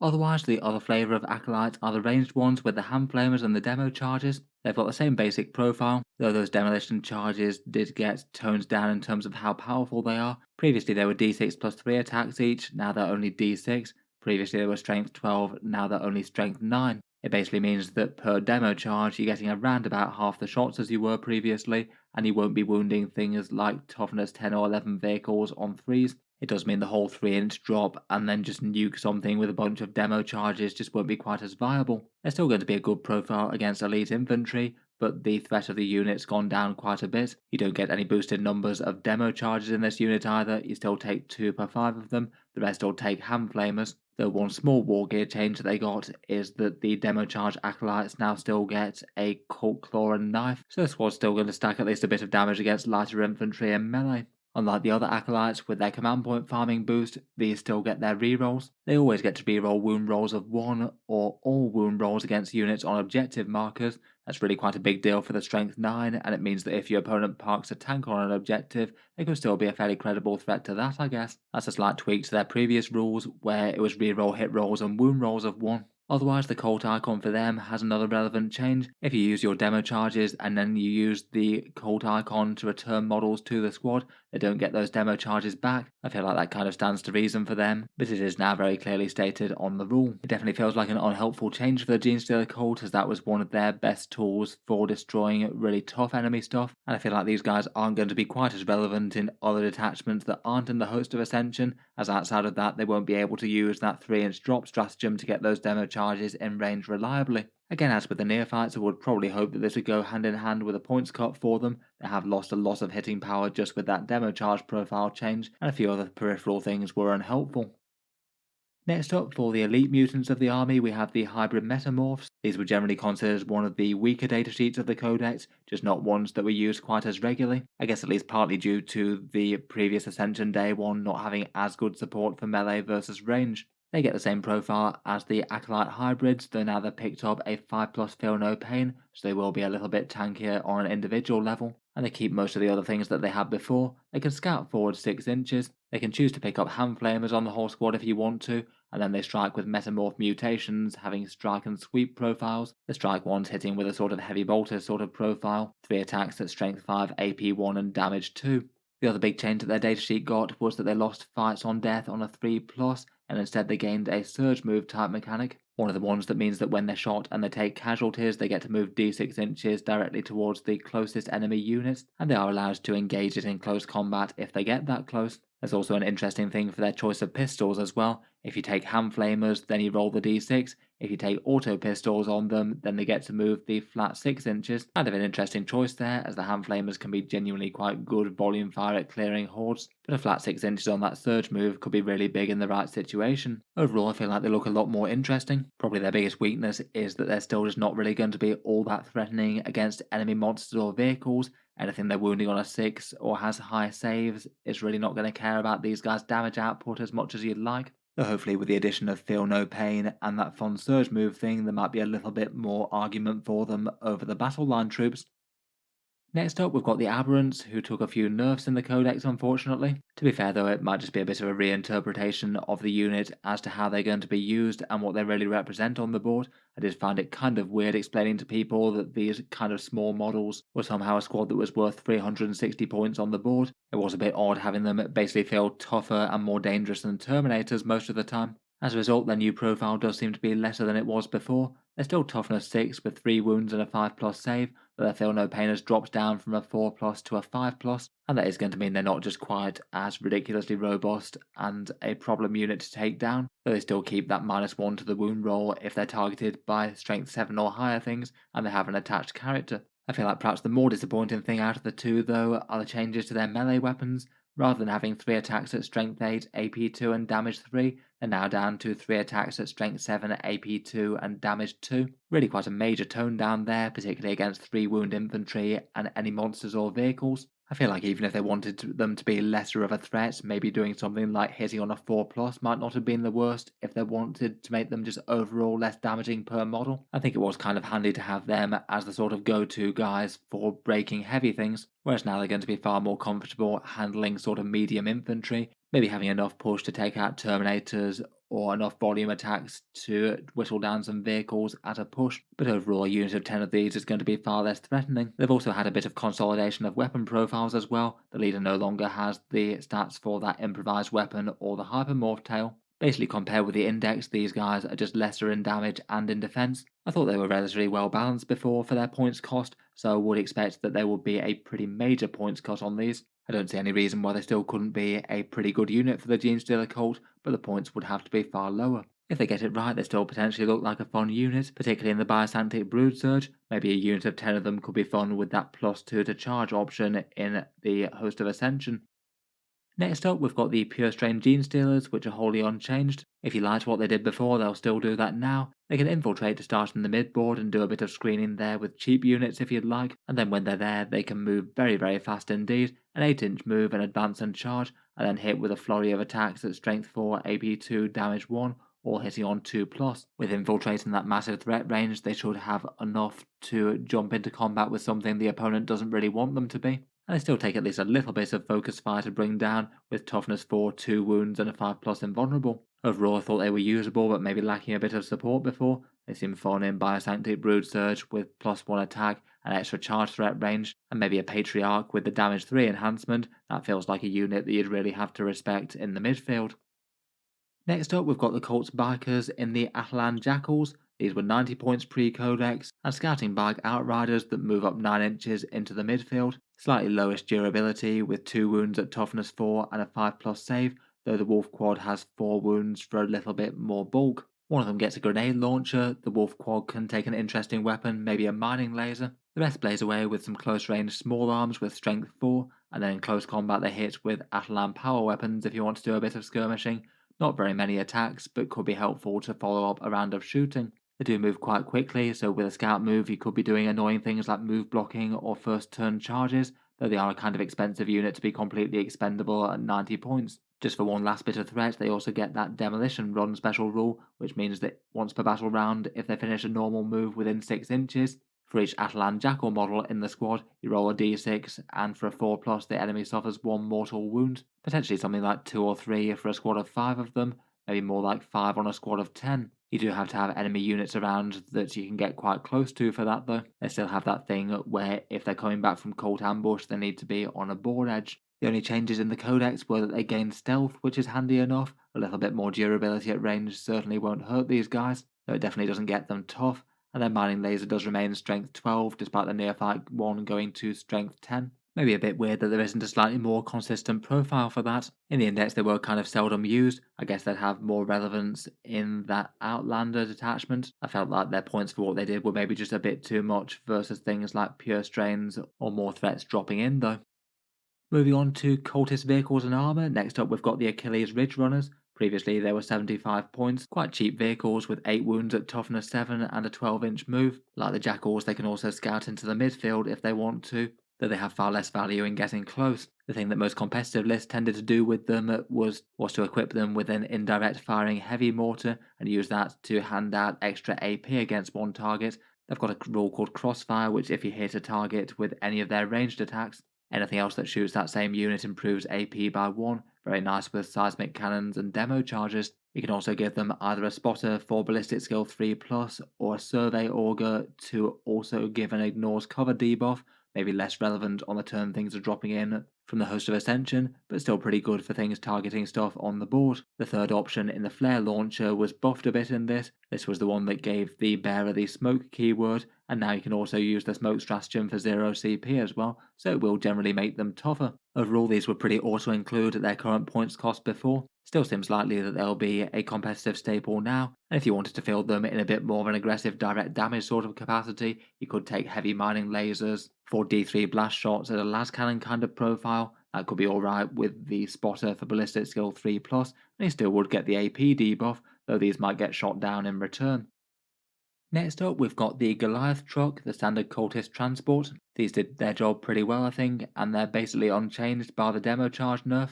A 10 wound toughness 9 transport with a capacity of 12, a big move of 12 inches to get the cultists where they need to be, and a firing deck of 12 if you wanted to take some pot shots out the top of it. It's got a little bit of threat in itself with a twin autocannon and can throw some demo charges around if it gets in close. It can support a unit shooting that jumps out of it quite well though. Its fire support special rule means that if you shoot a unit and a unit that disembarks from it shoots the same thing, they'll get re-rolling wound rolls, or very nice with basically any weapons really. Overall I feel like it does its job quite well as a battlefield taxi. You can take things like aberrants and pure strains if you want to. And the other change was that this can now transport Patriarchs as well if you want a different way to get the Genestealers into battle. Though I feel like their advance and charge and good movement probably is enough anyway. They still generally feel like an okay option for some things that can start on the board, as you don't usually want literally everything in Deep Strike, as you need to fight over objectives and deal a bit of damage early in the game. Otherwise, we've got the more heavy support version of the Goliath Rock Grinder. Pre-Codex this was 130 points, and it's got really quite a similar profile to the truck, but with toughness 10 rather than toughness 9. It's still not really all that tough for the cost in my opinion.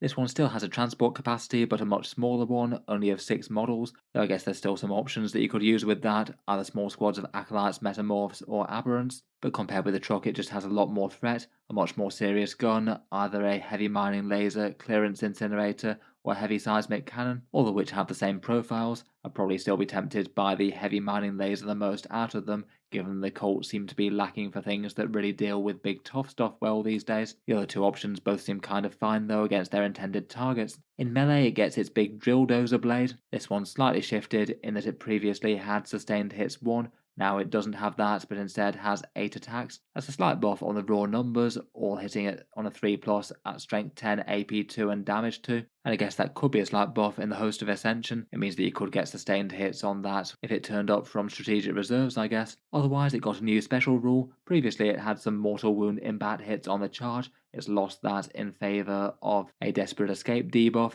meaning that if the enemy wants to fall back from it, then they'll have to test, taking a -1 to that test if they're battle shocked. That one could definitely be massively disruptive if you charge something and the opponent really doesn't want to be in combat.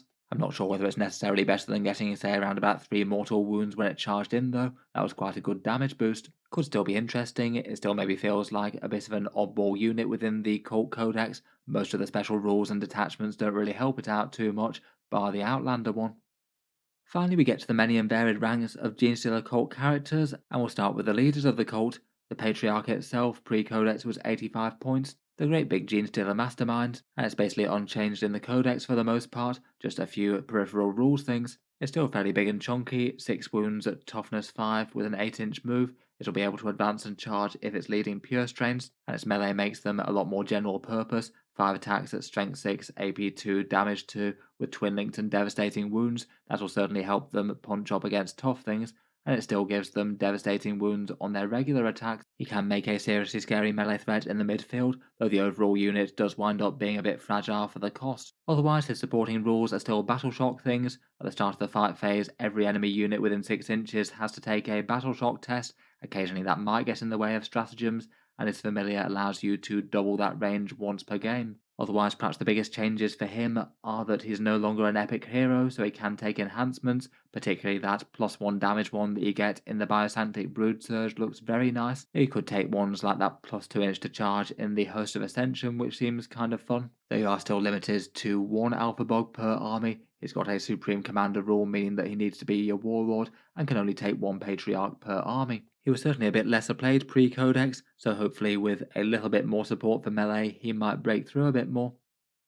Next up, we've got the Primus, 90 points pre-Codex, though a really good support character. He's 4 wounds at toughness 3 with a 5+ invulnerable, and gets a scoped needle pistol plus a bunch of attacks that are okay against lighter infantry in melee. His big boost is that his own units can reroll the hit roll, and he was often seen accompanying either neophyte hybrids with a bunch of seismic cannons or mining lasers to make those 5+ hits land accurately, or maybe in a pinch along with demo charge acolytes. That big reroll boost still seems like a pretty excellent one. Seems great with the lethal hits at range enhancement that you can get in Host of Ascension, and a few other detachments look like they've got great use for him, like the Xenocreed Congregation, or the better Overwatch you could get in the Brood Brothers one. Beyond that, you also get to redeploy 3 units after both players have set up their army. Could mean that you get just a bit better positioning turn 1, and you can use that to put things back into strategic reserve. So if you want to go super deep strike heavy, as you might want to in the Host of Ascension, you can use that as a way to get more units in deep strike than you'd otherwise be allowed to. He was a fairly auto-include character before, and I feel like that's probably unlikely to change too much going forward,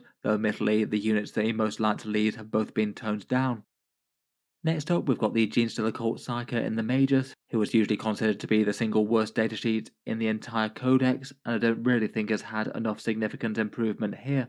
Previously, she was a cheap 4-wound character with a 5+ invulnerable save, getting a few attacks in close combat with the Major stave, and her role was to provide an anti-shooting boost and a 5+ feel no pain against psychic attacks. The spiritual leader feel no pain thing has been redone. It's now a once per game cancel battle shock that triggers at the start of any phase, and you can apply it to 1 unit within 12 inches, which isn't nothing but still isn't enormous either. Usually the timing of battle shock and scoring primary objectives means that it won't actually affect primary score. The shooting debuff has got a boost though. It's got an 18-inch range rather than that kind of pitiful 12-inch range that it had before, and still works the same way. You have to trigger it in the enemy's shooting phase, not in your own turn, which does put some things in their control as to where they move their units, though at least 18 inches is harder to avoid. The big result on the 6 isn't quite as punishing though. Previously, if you rolled a 6 then the enemy unit just couldn't shoot at all. Now you just subtract 1 to hit and wounds, which is a more serious debuff, but still not quite that bad. Overall, unless she's super cheap, I still don't really feel like she's going to see play in most armies. The debuff's just not really powerful enough to justify taking an entire character along versus a character that could make your squad more dangerous or have other interesting battlefield effects. Next up, we've got the Acolyte Icon Ward, previously 50 points pre-Codex. Not really much personal range or melee threat to speak of as a cult banner bearer, but still has two fairly useful abilities. He gives his squad a 5+ Feel No Pain, which is now improved to a 4+ for Metamorphs now they have one inbuilt, and he gets a once per game ability called Summon the Cult, which means that if the enemy removes a cult ambush token, he gets to redeploy that same token somewhere within 12 inches of him. And that could be the difference between an enemy unit removing one of your cultist units from the board or returning it back to the board in safety. Overall, two fairly helpful abilities, though in general wasn't really tending to be seen as an absolute auto-include or anything before. Other than the Feel No Pain Metamorph change, the other thing that he gained was Scout 6 inches, so I guess that also makes him a little bit better for hybrid Metamorphs, as he can join them and scout up the board if you'd like to. Next up, we've got the biker character in the Jackal Alphas. She's got 4 wounds at toughness 4 with a 5+ save, and she gets a Colt sniper rifle with heavy and precision that hits at strength 5, AP 2, damage 3, out to 36-inch range. It's not a bad extra shot, but not really exciting on its own, given that this was a 60-point HQ before, and it's not usually going to threaten to take out most enemy characters in one shot, unless they're just 3 wound supporting ones. For her buffing rules, if she lands a shot with that sniper rifle, then the rest of your army gets to reroll hit rolls of 1 against that same target. That's only in the shooting phase and not in the fight phase though, sadly. Definitely doesn't hurt. There may be a bit of overlap with Primuses if you've got them on the go as well. Otherwise, the other thing that she does is a move shoot move for Atalan Jackals. It means that after they've shot, they get to make a normal move of up to 6 inches, so you could potentially do some shenanigans there. Either just have them move super far in a turn and still be able to fire with mining lasers and snipers and things, or potentially pull out of terrain, shoot something, and then hide safe once more. In the index, briefly at the start of the edition, you could use that to get multiple uses out of the Jackal's demo charges, but that's no longer the case. Still feels like overall she's probably going to be quite a niche pick, really. Jackals just don't really tend to be the unit that you want to buy expensive support characters for. You want them to be moving up quick and be cheap and expendable. I guess maybe she could have a bit more interest in that Outlander detachment with the one that debuffs the enemy unit as well, but overall just doesn't really seem like there's loads of value to her here unless she's a very, very cheap model indeed.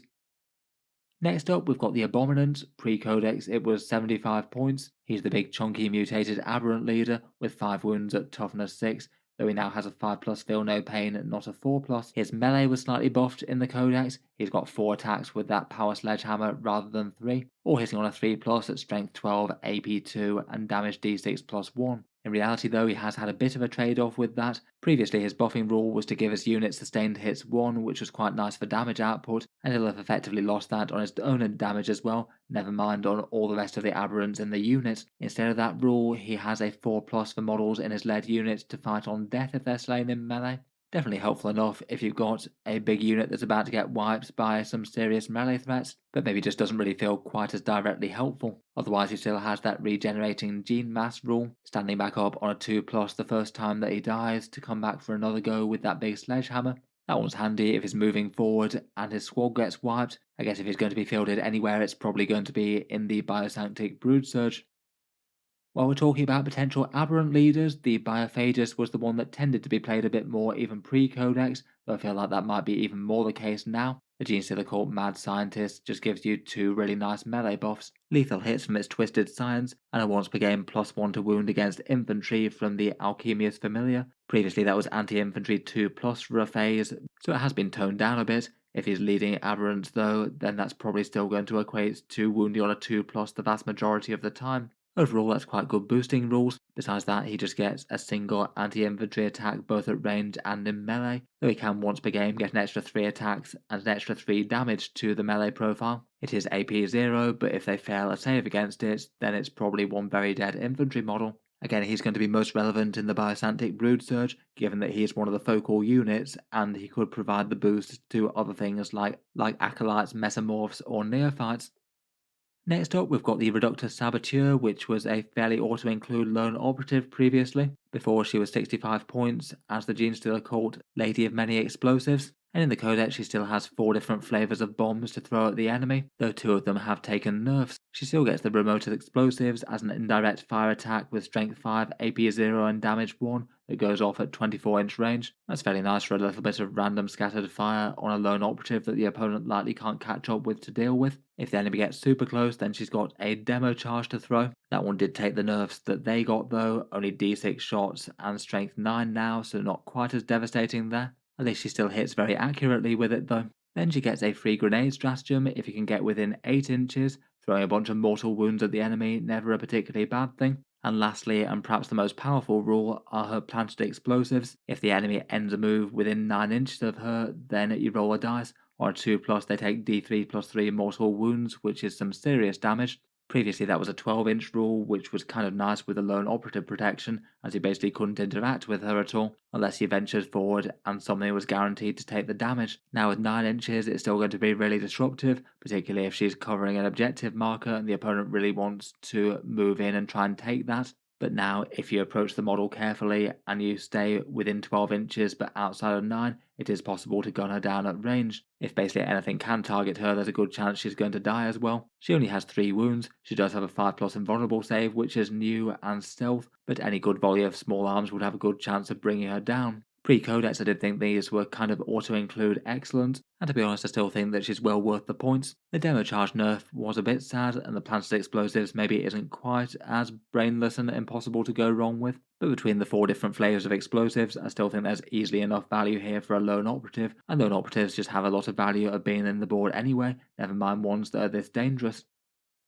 Moving on to another lone operative, and we have the Sanctus. This one's the Genestealer Colt Assassin, armed with either the Colt Sniper Rifle or the Bio Dagger. A little bit rarely taken previously, I think mainly due to the amount of threat that it didn't really have. Though it does seem that it's got better both with the Sniper Rifle and with the Dagger. The rifle is now Strength 7 rather than Strength 5, and still keeps the anti-psyker, heavy precision, and all the other good stuff. And the Bio Dagger looks rather murderous to infantry. 6 attacks, hitting on a 2 with strength 3, AP 2 and damage 2 now. Previously it had damage 1, again with anti-infantry 3+ and precision. On top of that, the special rules have been completely rewritten. It did used to have advance and shoot and charge and fall back shoot and charge. Both of those are gone, so it won't be quite as fast around the board. But now the sniper loadout has gained a reactive move, always handy to have on lone operatives. If the enemy moves within 9 inches, then he gets to move 6 inches. Should often hopefully be enough to keep it safe. And if he takes the Bio Dagger, he can no longer be overwatched, which was quite a big possibility for a lone operative getting close to basically anything when he only had 3 wounds. Finally, his prey ability has been changed as well. Previously it got you devastating wounds, which could be nice with the anti-infantry or anti-psyker. Now instead you get to nominate 1 unit and you just re-roll all hit and wound rolls, so it gives you a really good chance of landing a whole bunch of saves at AP2. Overall, really quite a big and different datasheet, certainly a lot more threatening than he was before, if a little bit less fast. Seems handy enough as a cheap lone operative that could do a bit of screening in the backfield or something like that with a sniper rifle, or have a genuinely nasty melee threat with the dagger. He just certainly has competition in this army though, particularly with that Reductus Saboteur, which I still would probably rate as better. Lastly, for the lone operatives, we've got the Kelemorph. In the index, this one had a bit of a drastic reduction from what it was in 9th edition. The main complaint being that the pistols just didn't hit anywhere near as hard as they did previously. In the Codex, they've got some much better base stats. He still gets 6 shots with them, though now they're all at strength 6, AP 2 and damage 1 rather than strength 5, AP 0, and making them a bit rubbish against anything with good saves. He still gets devastating wounds with them as well, though he has lost the supporting rules. He no longer gets sustained hits or precision, so he isn't going to be sniping out characters out of units. Still though, I don't think he was usually going to be threatening to do that anyway, besides against really light stuff. I feel like overall that's a slight upgrade. He should have a good chance of taking down a number of lighter infantry there. Seems like a good profile to cut down a few Orc Boys or Guardsmen. Otherwise, again, his special rules have been completely rewritten. He now hands out a Battle Shock test to an infantry unit hit by his shooting attacks, which isn't really that exciting with Battle Shock how it stands, and otherwise has traded his drop close to the enemy type special rule by a battle line units for a reactive move of d6 inches if the enemy moves within 12 inches of him. Quite nice that that's within 12 inches, which means that you can't get close to him without him getting a bit of a counter deployment, and that could make him hard to catch up with if he can hide behind terrain. Still doesn't look like he's going to be a ridiculous damage dealer in his own right, but again maybe enough value here to justify himself given that he's a useful cheap lone operative and could be good for doing some secondary objectives and things like that. Finally, we've got a few Genestealer cult support characters that can join battle line units alongside other characters if you'd like to, if you want to make a big investment unit. The Locust was 45 points pre-Codex and tended to be quite a rare pick, even though he's got a kind of fun datasheet. He's a little bit tankier than average with toughness 4 and a 4+ invulnerable save, and he hits quite hard in close combat with 5 attacks, hitting at strength 5, AP 2, damage 2. For such a cheap character, that's really not too bad. On top of that, his big thing is to allow his units to fight first, which genuinely is a nice boost for any melee units. Just in general, hybrid metamorphs and acolytes didn't tend to get used all that much in the previous index. He also gives any other characters in the unit a 4+ feel no pain type save ability. I guess it could be a useful enough add-in to one of those units if you want some more scary weapons and being really quite a good counter melee type squad. The fights first could be handy with the metamorphs maybe in particular, given that they can do that surge move, though if you put him in there then he would stop them scouting, which would be a shame. Next up, we've got the Nexos, the planner guy with the holographic display table. He still provides battlefield analysis to give you free stratagems in the unit. Once per battle round, you decrease the cost of a stratagem by 1 CP for the bearer's unit to a minimum of 0. A bit of a different wording to what we're kind of used to seeing with things like Space Marine captains and things. Normally they give you free stratagems, but his is just -1 to the cost. There's a few advantages and disadvantages to that. It's still going to be for battle tactics, given that they're still the only ones that you can modify the cost of as per the balance data slate. This one's now listed as per battle round, not per turn, as the previous Nexos one was. It doesn't allow multiple uses of the same stratagem, unlike the equivalent rule for Space Marine captains. So you can't use the Nexos to spam multiple copies of the same stratagem anymore, which is a downside I suppose. But it does have the advantage that if you do have enough battle tactics, you could potentially have multiple Nexos models in play, or using this ability on different stratagems if they'd want to make them free. Kind of depends on the battle tactics on offer, I suppose. I guess could be nice on the primed and redded one for the critical hits on 5s in the Host of Ascension one. He could also use it to get command point rerolls for free as well. Besides that, he also does his trick with the blip tokens. At the start of both players' command phases, he gets to select one cult ambush marker and move it 6 inches in a direction of your choice. You could potentially use it to keep the marker safe from enemies trying to move into it and destroy it, or move it a bit closer if it does look safe already, and otherwise the unit won't be in a position to threaten anything. They clarified this one slightly to just doubly underline that you can't use this ability twice on one blip, which the previous wording didn't really forbid. Finally, we've got the man with the radio waves in the Clamavus. Again, he's a cheap support character that doesn't really do much in terms of damage or defense, but he's basically the objective support guy that you can buy in for the army. Previously, he was 50 points before the Codex release. He still keeps his Deep Strike Denial ability, meaning that you can't set up reinforcements within 12 inches of the Clamavus model himself. That could be nice enough to hold down safe objectives, maybe even a home field one. It is sort of tempting to run him solo, though you might well run into enemies with indirect fire giving you problems if that was the case. If you could set him up somewhere where you know he can't be targeted, then that kind of deep strike denial aura is pretty big. Otherwise, his second rule, which was a bit of a weak one in my opinion, has been replaced, and this one genuinely just looks like it could make the enemy a bit more uncertain on taking objective markers. You can only trigger the ability with one Clamavus per turn, but you basically nominate one enemy unit within 18 inches. You do this in your command phase before objectives are scored. They had to take a battle shock test, and it could mean that if you had a contested objective that the opponent was holding, then they might get OC 0 and your unit might take it instead. That one does seem like a fairly handy thing to have around, and if you could make good use out of both the Deep Strike Denial and that rule, then it feels like there's probably enough to justify his cost if you're playing clever objective games. Overall, he does seem a little bit more interesting than before. I wasn't the most convinced on his datasheet previously, though he did still appear in some competitive lists. The Deep Strike Denial is a pretty handy thing against certain armies, particularly with 3-inch Deep Strike on offer. And with the last of the characters talked about, that just about brings us to the end of Codex Genestealer Cults in 10th edition. I feel like there's definitely some interesting stuff here, though there's probably going to be quite a few feels bad changes for a lot of people. A lot of the things that were the biggest damage dealers in Index Genestealer Cults just aren't really anywhere near as threatening due to direct nerfs to their datasheets, whether it's seismic cannons, demo charges, or aberrant with big strength 8 and damage 3 things. I've said this multiple times already in the review, but I feel like a lot of units need to go down in cost due to this. They've lost a bit of raw hitting power for the most part, I'd argue that the detachments aren't quite as powerful as the Index Ascension Day one, though I still like the new style Host of Ascension, and the Biosanctic Broodsurge looks like a fun one. And battle line units in particular took a further nerf, not being as good at coming back into Cult Ambush. There's definitely a few things that do look pretty spooky though. In the Host of Ascension, having a Primus with that lethal hits enhancement, and a big squad of neophytes that can just vanish back into reserves as soon as the opponent shoots at them. That seems fairly problematic and fairly terrifying on paper at least. It is nice to see a few of the datasheets that were weaker get boosts alongside some of the things that got nerfs. The Metamorphs certainly look a bit more interesting now, as does the Sanctus, and it could be kind of fun to run a Patriarch with that damage 3 enhancement in Biosanctic Broodsurge.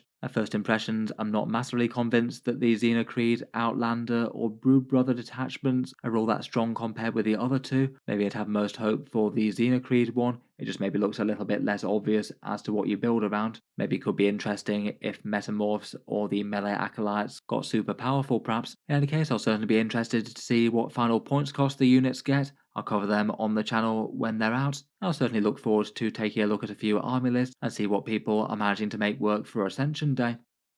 In any case, look forward to hearing your thoughts on the Codex. What do you find good? What do you find underwhelming? And let me know if I've made any mistakes. If there's any major errors, I'll try and put them in a pinned comment. Feel free to subscribe to the channel if you'd like to see more like this. I'll certainly keep the regular 40k videos coming, and there should be new ones just about every day. Finally, if you have been enjoying all the videos on the channel and you'd like to help keep all the videos coming, I would like to mention that the channel does have a Patreon page as well, and you can find that linked in the video description if you'd like to help support. Channel patrons do get a fair few advantages, seeing certain videos early, regular votes to see what sort of things happen next on the channel, and automatic entry into the regular prize giveaways with a chance to win some big model kits each month. If any of that sounds good to you or you'd just like to help support, the link is down in the video description. In any case, a massive thank you for listening, and I'll hope to see you guys next time.